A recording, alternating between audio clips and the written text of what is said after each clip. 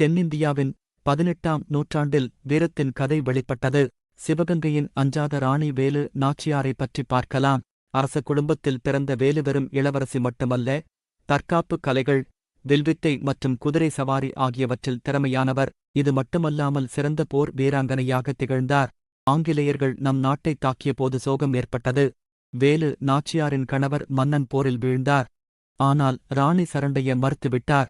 புத்திசாலித்தனத்துடனும் தைரியத்துடனும் வேலு ஒரு கிளர்ச்சிக்குத் திட்டமிட்டார். அவளுடைய இரகசிய ஆயுதம் குயிலி. அவளுடைய விசுவாசமான தளபதி மற்றும் உளவு பார்ப்பதில் வல்லவர்.